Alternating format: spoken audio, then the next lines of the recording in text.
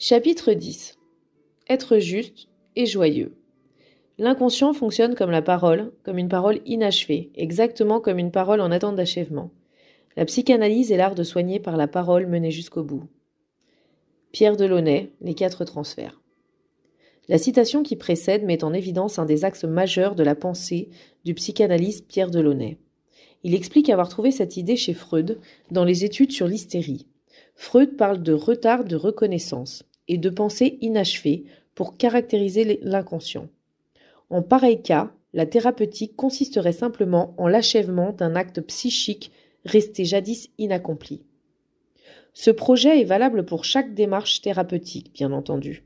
Il se révèle particulièrement pertinent en ce qui concerne la plainte lorsqu'elle est installée. Un acte psychique peut rester inaccompli de diverses façons. Les plus connues concernent le refoulement, la dénégation, le déni, mis en œuvre par le sujet lui-même, autant que les surdités, les aveuglements ou les désaveux de son entourage. Il peut être également question de l'attente d'une reconnaissance qui n'est pas venue concernant une injustice ou tout autre événement marquant que personne n'a attesté comme ayant été grave et douloureux pour celui qui l'a vécu.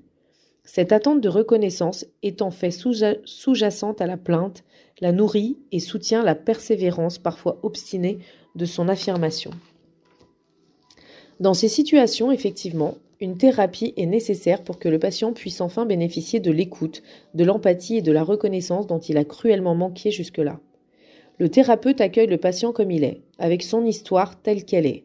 Le patient fait l'expérience d'une liberté complète de sa parole et du respect de ce qu'il exprime, y compris ses émotions, qui sont les paroles encore non abouties et ouvrent l'accès à l'inconscient, à ce qui a été enfoui ou qui est resté ignoré. Connaître ses limites. La notion de limite est abusivement utilisée dans le langage psychologique vulgarisé à travers des états ou des personnalités qui sont affublés du qualificatif péjoratif « limite », borderline en anglais, qui signifie frontière d'ailleurs. Ici, il ne s'agit pas d'avoir recours à cette idée fourre-tout, mais d'interroger réellement les limites des phénomènes que nous avons explorés tout au long de cet essai. Nous allons le faire dans 3 directions. Les écueils d'une évolution positive vers l'atténuation de la plainte, l'expérience décevante de ses propres limitations, l'affirmation d'un seuil de protection vis-à-vis d'autrui. Je rechute. Après de longues ou très longues périodes durant lesquelles certains patients ont réussi à ne plus se plaindre ou à se lamenter nettement moins, il peut leur arriver d'être désagréablement surpris de constater le retour de leur protestation. Il est essentiel de mettre en évidence cette réalité bien humaine, car elle est présente au cours de chaque thérapie et plus largement au sein de tout processus d'évolution. D'abord, aucune progression humaine n'est définitive ou même linéaire. Ensuite, du fait même de l'existence de l'inconscient, donc de tout ce sur quoi nous n'avons aucune prise, nous pouvons être troublés ou déboussolés par un songe ou une série de rêves, la résurgence de souvenirs, le retour imprévisible d'éléments que nous avions refoulés, etc. Enfin, notre entourage et le monde autour de nous ne sont pas neutres. Ils nous apportent toutes sortes d'informations et de stimuli qui nous reçoivent diversement selon leur nature, qui peuvent nous perturber ou nous fragiliser plus ou moins durablement et profondément. Après une période de tranquillité, durant laquelle il avait de plus en plus confiance en lui et en la vie, Ulysse se sent mal à l'aise et recommence à gémir. Il met trop facilement l'ensemble de son malaise sur le compte du retour de ses maux de ventre, mais son médecin pointe très justement un mal-être psychique à l'origine de la réapparition de ces désordres somatiques. Pendant quelques séances, Ulysse cherche en lui-même en avançant certains événements qui l'ont désappointé, ainsi qu'une cohabitation un peu difficile avec son fils durant les vacances, une reprise du travail avec une surcharge d'activité et autres. Tout cela l'a déstabilisé, sans aucun doute. Toutefois, lors d'une séance où il se plaint même du manque de disponibilité de ceux qui prennent soin de lui, le psychanalyste lui fait remarquer la volonté impérieuse avec laquelle il demande à être soulagé sans délai, comme s'il était seul au monde et les autres à sa disposition. Un peu plus tard, Ulysse se cabre même en affirmant « Les autres, je m'en fous ». Ulysse vient de se cogner contre ce réel qu'est son propre égocentrisme, ce roc qui lui semble inexpugnable, car il l'a posé comme le socle et le rempart de son existence. Pour justifier son égoïsme, il dit qu'il a assez de ses problèmes et qu'il ne veut pas s'occuper de ceux des autres.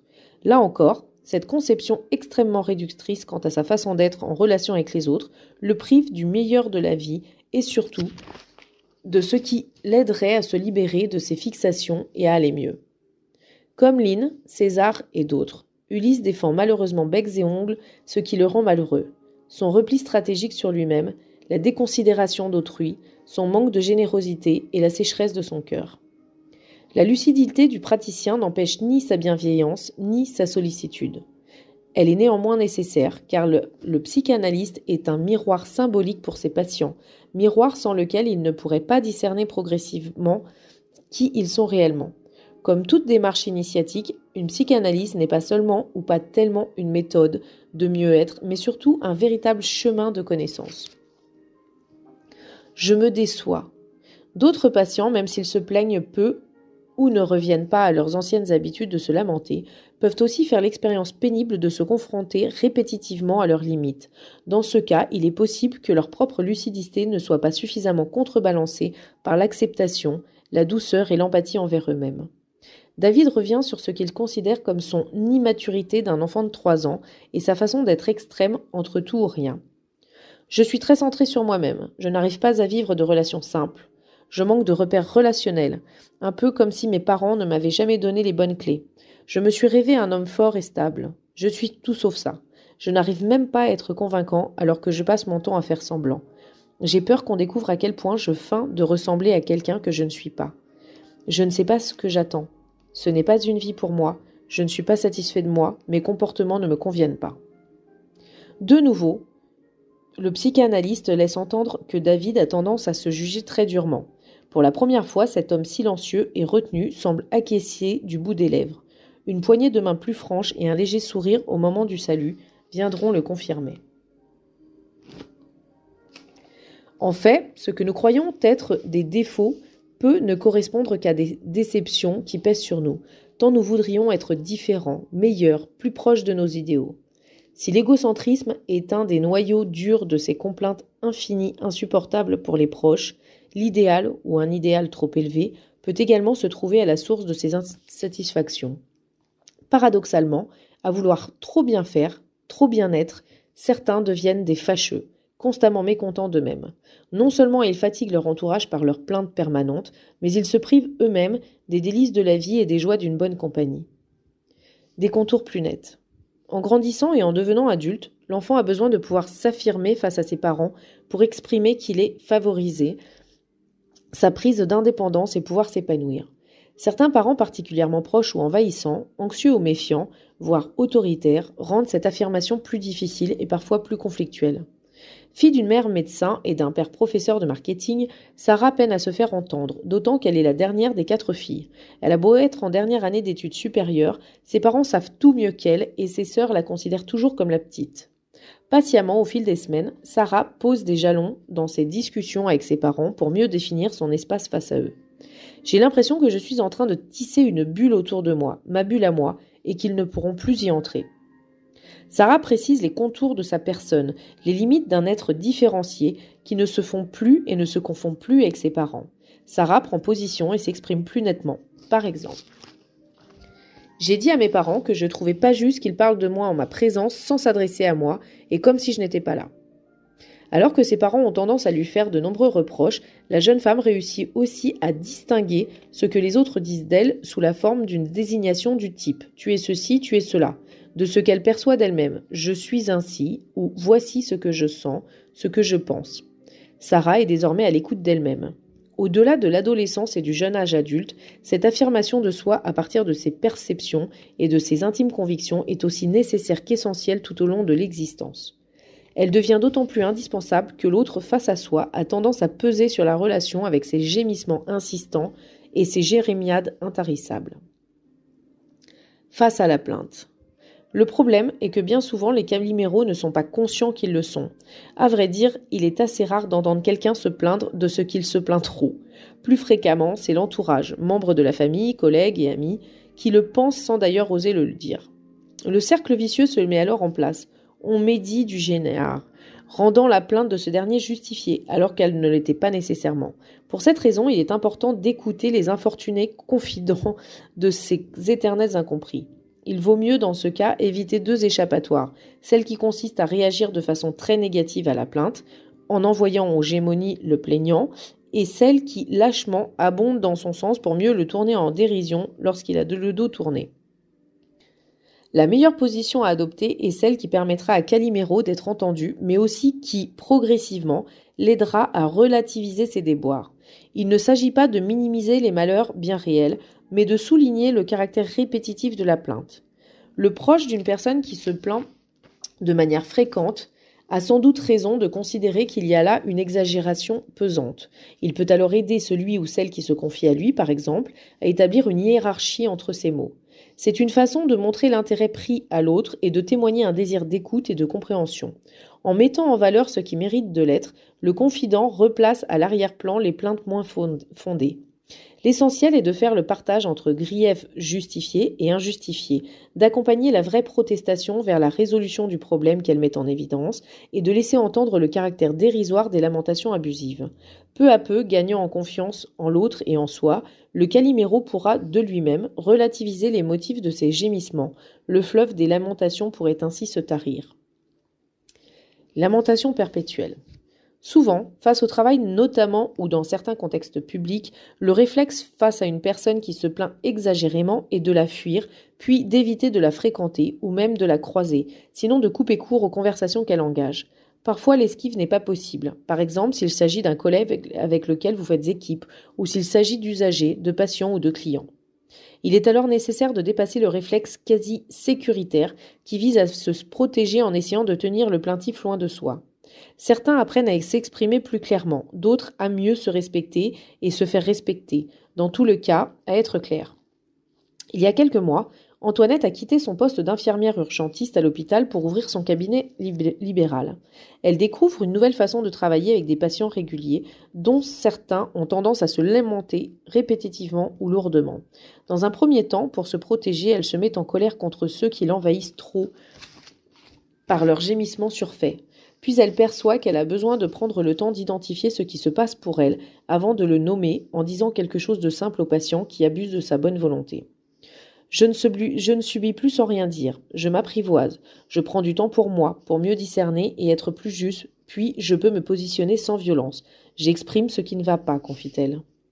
Comme beaucoup d'autres, Antoinette a eu besoin de faire seule l'expérience. D'une certaine façon, la lecture lui a été utile dans un premier temps. Elle piochait à droite et à gauche dans les livres ou des magazines des idées intéressantes qu'elle pouvait mettre à profit. Pourtant, cette méthode s'est rapidement heurtée à deux écueils. D'une part, elle a eu longtemps tendance à beaucoup trop intellectualiser plutôt que d'être simplement en prise avec la situation concrète qu'elle était en train de vivre. D'autre part, en ne s'appuyant que sur les idées des autres, notamment des experts dans les médias, elle s'est empêchée de développer son propre discernement et une pensée personnelle. Je ne doute plus de mes ressentis, j'accepte mes perceptions. L'aide que j'apporte aux autres passe par ma propre expérience. Je suis plus en lien avec moi-même, avec mes sensations, ma respiration, un silence intérieur. Je découvre le désintéressement. C'est peut-être cela que l'on appelle le détachement. Je sens en moi un espace qui se crée.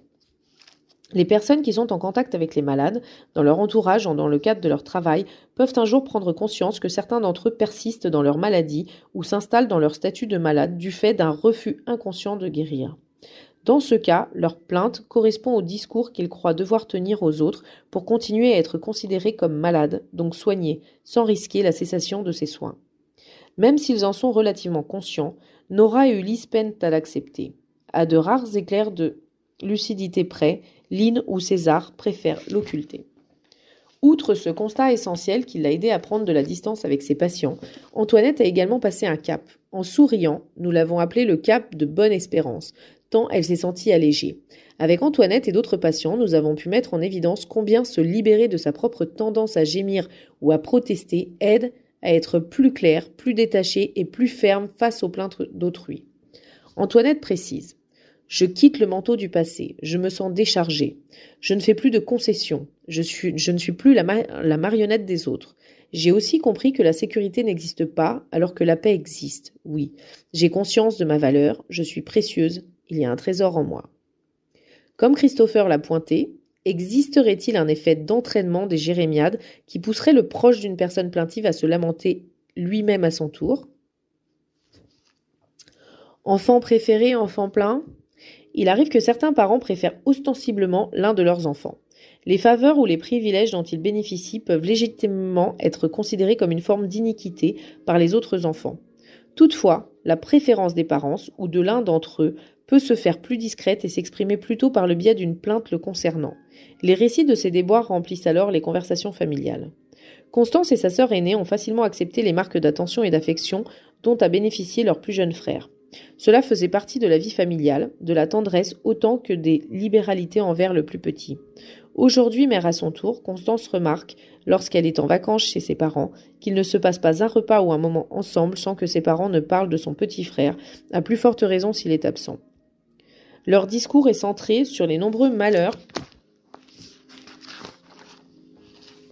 et les inacceptables injustices que son frère, pourtant adulte et bien portant, semble subir sans arrêt.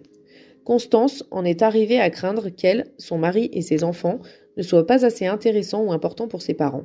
Elle a essayé de leur faire remarquer la préoccupation constante dans laquelle ils sont pour leur dernier enfant, mais ils ont purement et simplement nié la plainte à longueur de journée et l'ont accusée de jalousie. Face à la surdité, voire à la malhonnêteté des personnes qui ne reconnaissent même pas la réalité de leurs gémissements, il n'est guère possible de faire autrement que d'en prendre son parti, tout en se tenant à distance et en se centrant sur ce qui va bien pour soi. Cindy se souvient à quel point le couple de ses parents, leur relation, leur amour, tout, primait pour eux sur tout le reste. Elle a compris que les lamentations quotidiennes de leur mère contre elle et ses sœurs étaient une façon de leur signifier qu'elles étaient de trop et qu'elles venaient déranger le bonheur paradisiaque de la relation idyllique entre leurs parents. Jeune adulte, Cindy a souhaité en parler avec ses parents, qui lui ont répondu qu'ils ne savaient pas de quoi elle voulait parler, tout en lui reprochant d'avoir toujours exagéré. Dans certains groupes ou familles, le recours aux récriminations et aux réclamations sert aussi à éviter les conversations sincères. L'authenticité et la profondeur de la relation font peur, ce qui provoque une réticence, voire une fermeture, tout en maintenant les discours dans un registre superficiel. Les échanges sont limités au temps qu'il fait et aux plaintes des uns et des autres contre le travail, l'économie, la société, la politique, les voisins, etc. Doléance pour doléance ou Calimero contre Calimero. De nombreuses situations sont bien plus complexes que ce que nous avons laissé entendre jusqu'à présent, car elles voient s'opposer les réquisitoires de 2 ou plusieurs plaignants. Leurs requêtes peuvent sembler aussi recevables l'une que l'autre. Il est parfois difficile de négocier un accord, de trouver un juste milieu, voire de trancher, même si un tiers joue le rôle de médiateur ou si une autorité, parent, patron, tribunal, entre en lice. Christopher est souvent en désaccord avec sa sœur aînée pendant les vacances. Elle travaille énormément alors que lui voudrait s'amuser avec elle. Tous deux récriminent avec vigueur. Ils font valoir la qualité de leurs arguments et la véracité de leurs protestations. Ma sœur me dit que pour elle, les vacances sont faites pour travailler. À force, je ressens de la violence contre moi et même de la honte de ne pas travailler autant qu'elle. J'ai l'impression d'être écrasée par sa volonté inflexible. Parfois, même je me sens anéantie. Il accompagne ses mots de gestes très appuyés. Interrogé sur ses attentes, il confie. J'ai besoin que ma sœur ne m'écrase plus. Je voudrais réussir à ne plus avoir honte. Je voudrais pouvoir être avec elle. J'ai surtout besoin de plus d'affection. Je demande que nous soyons plus ensemble, elle et moi, pour parler, se promener, jouer. De son côté, la grande sœur est étonnée par les ressentis de Christophe.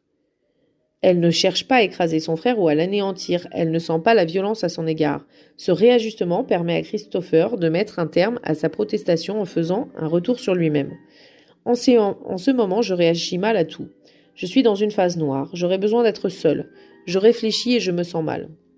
Après une discussion, je me sens encore plus mal. En fait, je traverse une période très difficile depuis 2 ans et demi, et je ne m'en rends compte que maintenant. Le bénéfice d'une confrontation, si chacun prend le temps de revenir à soi-même puis de mesurer ce qui a été dit, est de faciliter d'importantes prises de conscience. Reste alors le plus ardu dans chaque évolution personnelle, qui est de mettre en pratique, de passer dans le concret, d'incarner les découvertes sur soi. De la justesse à la joie. La seule perfection est la joie, suggère le philosophe Spinoza dans son Éthique. Il y définit la joie comme une transition. La joie est le passage d'une moindre perfection à une perfection plus grande. Nous avons mentionné la prise de distance et le détachement nécessaire face aux gémissements réitérés de proches, l'acceptation de ses limites comme celles des autres, le retour sur soi qui mène à une plus grande clairvoyance et d'autres choses. Non seulement tous ces actes ne sont pas faciles à mettre en œuvre, mais ils ne seraient que des efforts, ou pire des contraintes, voire des injonctions morales, s'ils ne débouchaient sur une plus grande joie. En effet, le désir humain le plus profond n'est pas de bien faire, même après la lecture d'un livre rigoureux ou l'écoute d'une conférence édifiante, il est de connaître la félicité. Trop de discours nous encombrent. Parmi ces propos, ceux sur le bonheur tiennent une large place. Pourquoi se plaindre au bonheur domestique influencé par la publicité et un pâle consensus social nous voulant normaliser, satisfait, ranger au correct? Nous aspirons à de plus grandes joies, à l'allégresse, à la béatitude, à l'extase. Dans ce contexte, nous sommes tous des caliméros indignés par la place tellement restreinte que la société concède à notre authentique félicité. Il est juste de ne pas s'en contenter, il est juste d'être en quête, il est juste de soutenir son désir.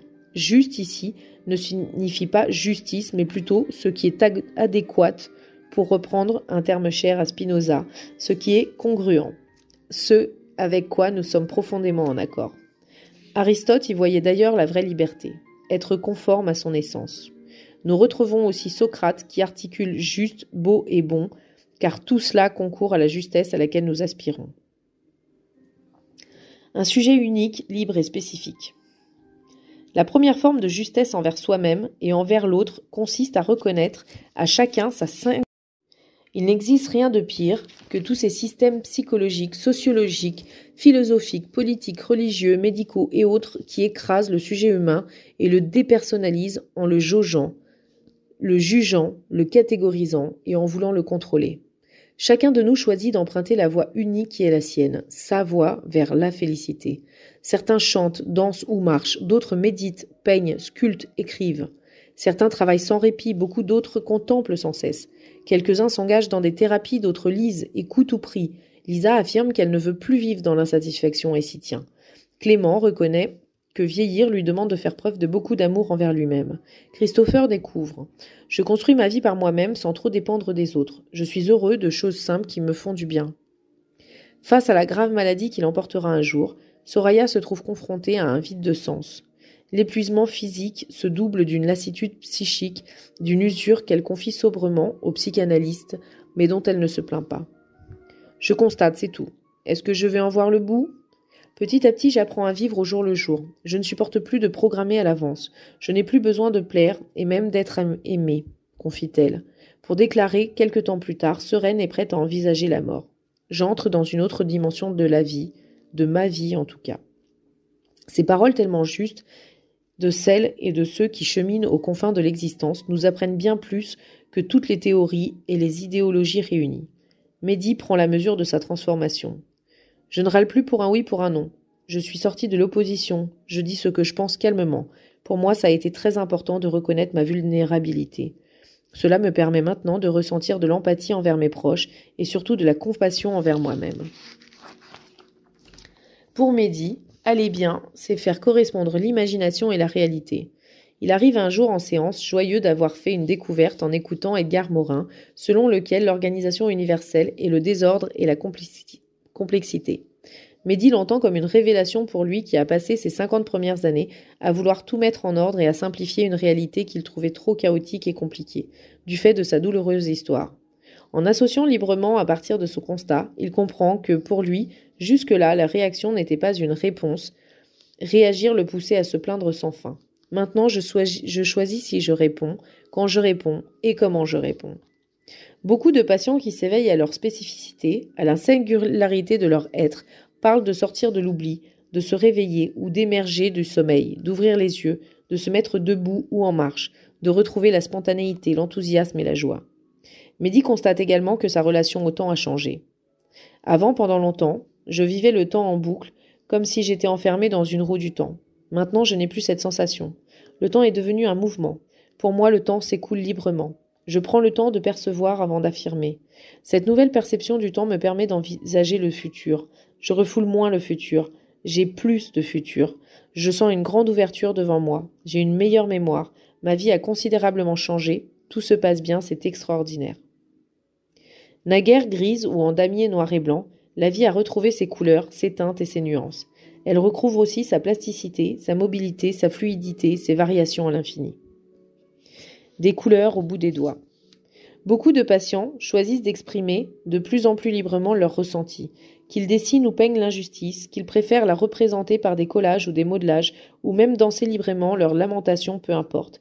Ils sont reconquis aussi l'audace, la fantaisie créative, l'abondance des couleurs et les jeux entre elles, leur capacité à s'émerveiller, de réenchanter le monde, leur monde. Pour d'autres, le carnet des injustices est devenu un journal intime ou même un carnet de la justesse ou de la gratitude, la joie d'un rendez-vous précieux avec soi-même. Écrire me permet de dévoiler mes sentiments et mes pensées, ce qui relève de l'intime pour moi. Je suis apaisée de me sentir enfin vraiment écoutée. J'ose m'affirmer en tant que femme et poser des mots vis-à-vis d'hommes irrespectueux envers moi ou envers d'autres femmes. J'écris tous les jours. Ce sont des espaces silencieux, des dialogues avec moi-même qui jamais ne sont censurés. Et j'en suis reconnaissante, confie Olivia, les larmes aux yeux. Certains patients expliquent leur plaisir à retrouver l'élan vital en eux comme des poussées de croissance, à l'intérieur de leur être. Ils font l'expérience d'un jaillissement. À ceux qui s'étaient désensibilisés, la découverte et l'apprivoisement de leur sensorialité procurent beaucoup de volupté. Ils le vivent comme une aventure. Enfin, celles et ceux qui étaient dans la survie, dans une forme d'urgence perpétuelle, goûtent les possibilités de patienter et même de ne rien faire, d'être là, présent seulement, sans attente et sans agir. Il y a un temps pour tout, dit le sage. Il est un temps pour agir, un temps pour se reposer, puis vient aussi le temps de savourer et de jubiler, exulter même.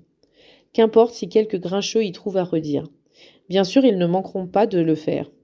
Il reste simplement et sincèrement à leur souhaiter que leur plainte puisse un jour aussi se transformer en joie et leur ouvrir tout grand le chemin de l'allégresse. Épilogue. Il ne s'agit pas forcément de comprendre, il existe autant d'approches que de thérapeutes. Félix Guattari disait qu'il y a toujours matière à option.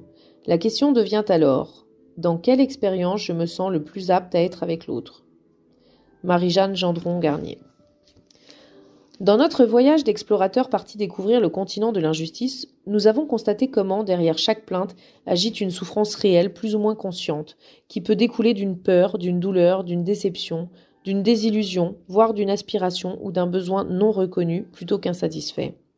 L'injustice peut désigner plusieurs réalités différentes. L'absence de justice, la négation de la justice, le caractère injustifié d'un acte, d'un propos ou d'une situation.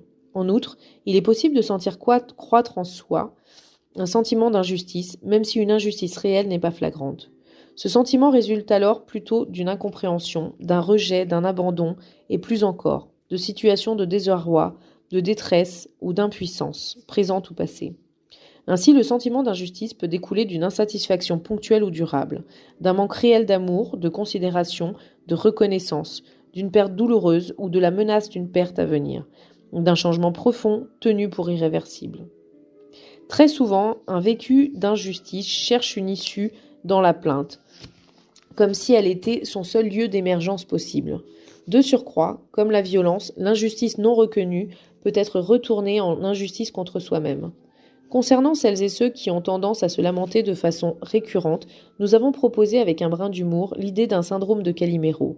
Il correspond à une protestation insistante, plus rarement à de virulentes revendications, de la part d'une personne qui n'arrive pas à exister autrement que centrée sur elle-même et sur ses souffrances, exigeant de son entourage une attention soutenue, voire constante. Cette ritournelle sous forme de complainte recouvre en fait une incapacité à exprimer ses vrais malheurs. En somme, les caliméros de la réalité quotidienne gémissent contre des injustices présentes, souvent sans grande importance, au lieu de faire connaître les injustices passées qui n'ont pas été entendues et dont ils n'ont pas été consolés. Toutefois, notre étude nous a mené beaucoup plus loin. Au fond de chacun de nous sommeille un caliméro qui peut se réveiller à l'occasion. Il est le dépositaire de notre plus grande vulnérabilité, autant que de la mémoire de nos vécus archaïques d'impuissance. Ces moments où l'aide et le secours dont nous avions besoin nous ont cruellement fait défaut. En souvenir de ces lointains moments d'épreuve, Calimero réclame en vain. Il appelle une puissance tutélaire. Il invoque le ciel, mais le ciel est vide. Il n'y a pas de tutelle. Ce que nous appelons Calimero est le résidu psychique de ces expériences fondamentales de déréliction. Après la chute, chacun reste seul, vraiment seul. Il en est ainsi. Cet essai nous a conduits sur les rivages incertains, très différents les uns des autres. Il était important de les explorer tous. Plus concrètement, Tout de même, nous avons compris au fil des témoignages combien, lorsque c'est possible, chaque difficulté invite à une élucidation, chaque question attend une réponse, chaque problème espère une résolution. Nous avons même pu apporter quelques exemples de personnes qui ont réussi à se libérer d'un sentiment d'injustice prégnant ou d'une fâcheuse habitude à gémir sans arrêt. Nous avons aussi essayé d'envisager quelques pistes pour aider ceux qui vivent avec de grands plaintifs. Nous avons exposé des motivations soulignées, des mécanismes inconscients, désigné des voies possibles, mais la fin reste ouverte. À chacun de situer son histoire dans la perspective qui lui paraîtra la plus adéquate, parmi celles que nous avons tracées ou en dehors. La plainte demeure en partie un mystère, aussi vaste probablement que l'inconscient lui-même. Nous voici arrivés au terme de ce périple, sans pouvoir et sans vouloir vraiment conclure. Il serait dérisoire de réduire au plus petit dénominateur commun la diversité et la richesse de ces complaintes ou leurs résolutions éventuelles. Au lecteur d'entendre ces témoignages et nos interprétations, de les laisser résonner en lui et de poursuivre son chemin, faisant de nouveau pour lui-même l'expérience de la liberté.